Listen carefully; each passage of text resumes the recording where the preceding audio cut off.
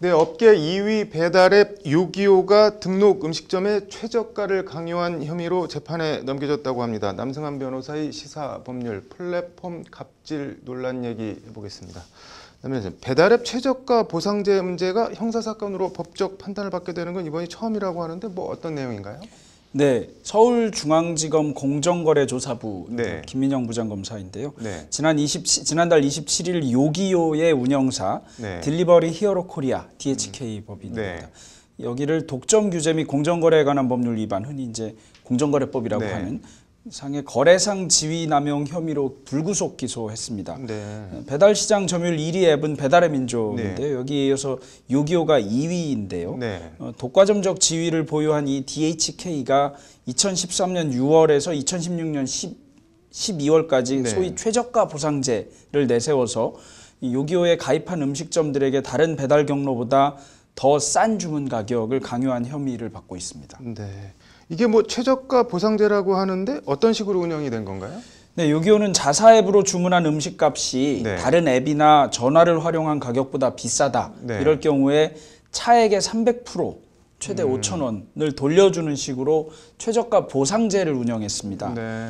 그런데 이제 위반한 음식점들이 생길 텐데 네. 위반한 음식점 144곳을 적발해서 네. 요기요로 주문 시 가격이나 뭐 다른 배달앱 주문 때는 가격 인상, 네. 뭐 배달요금 변경 뭐 이런 것 등을 요구한 것인데요. 네. 따르지 않은 음식점 43곳과는 계약을 끊었습니다. 네. 위반 업체를 찾아내기 위해서 소비자 신고 87건 외에 네. 경쟁 업체로부터 신고를 받거나 네. 뭐 또 요기요 직원들이 일반 소비자로 가장해서 배달 음식점에 전화로 가격을 문의한다든가 네. 이런 방식까지 동원했습니다.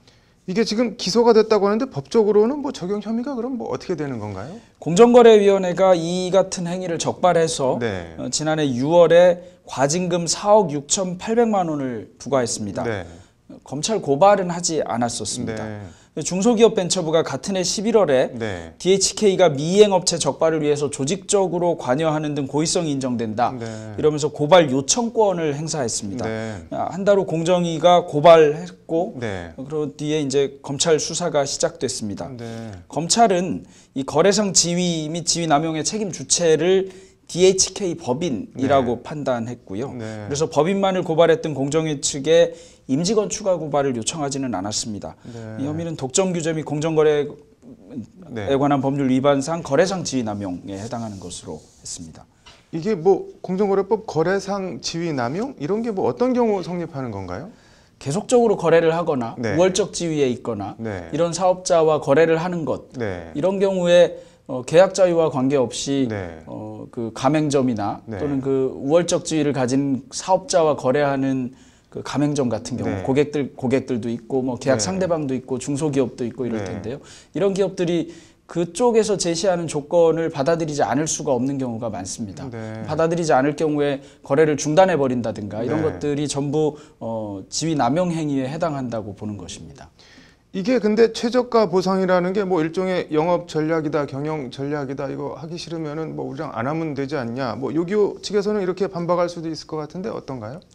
네, 뭐 그럴 수도 있지 않을까 싶기는 네. 한데 문제가 된 것은 요기요가 이와 관련해서 했던 제재나 또는 네. 적발 방식 그리고 네. 따르지 않겠다고 할 때의 거래 거절입니다. 네. 우리가 왜 하지 않으면 그만 아니냐라는 네. 것에 대해서 반론하기가 쉽지 않은가 하면 네. 전통적인 계약 원리인 계약자의 원칙은 네. 계약 상대방을 선택하거나 조건을 선택하는 네. 것도 자유이거든요. 네. 근데 공정거래법 등에서 이런 지위남용 행위를 막는 이유는 요즘 거래 그 지위가 완전히 동등하다고 볼 수 없는 경우가 상당히 많아지고 있기 때문에 그런 겁니다. 그래서 네. 이런 특정한 경우에는 계약을 끊겠다라고 하는 네. 거를 함부로 못하게 한다는 겁니다. 계약을 끊는 것 자체가 상당한 불이익이 되거나 경우에 네. 따라서는 존폐가 문제가 될 이런 사안의 경우에 계약을 끊겠다는 얘기는 단지 내가 계약 상대방을 선택할 자유를 행사하겠다는 것이 아니라 네. 상대방에게 완전히 내 지위를 네. 강요하거나 내 계약 조건을 강요하는 것이 된다는 점 때문에 네. 이런 제도가 있는 것입니다.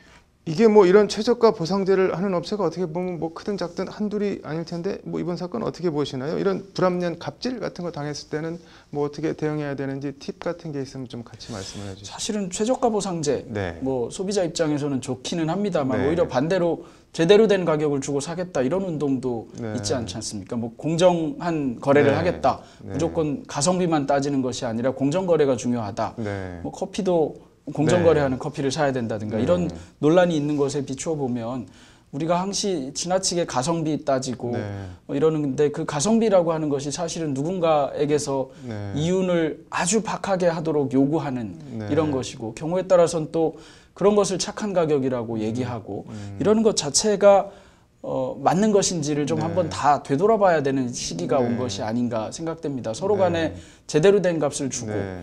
또 제대로 된 값을 받고 제대로 된 서비스를 하고 네. 이런 것이 더 정착돼야 되는 것이 아닌가 이런 생각 때문에 공정거래법도 있는 것이고 이런 네. 것 아닌가 싶고요. 네. 이런 갑질 관련된 네. 문의와 관련해서 상담을 하면 흔히들 네. 공정거래위원회에 제소하겠다. 불공정하지 네. 않느냐 이런 얘기를 네. 하는데 공정거래위원회가 할 수 있는 이런 종류의 불공정거래 네. 행위는 유형이 좀 제한되어 있습니다. 네. 그러다 보니까 별다른 것이 없는 경우가 많고 네. 공정거래위원회가 있을 수 있고 뭐 소비자보호원 같은 곳에서 중재를 해주기도 하기는 네. 하는데 사실은 이 공정거래법 같이 이런 행위를 특히 단속하는 제도를 두고 있지 않은 한 하기가 어려운 경우가 많습니다. 이것도 뭐 좀 상식에 부합하게 제도 개선이 필요한 부분이 있으면 더 개선을 해야 될 것 같네요. 오늘 잘 들었습니다.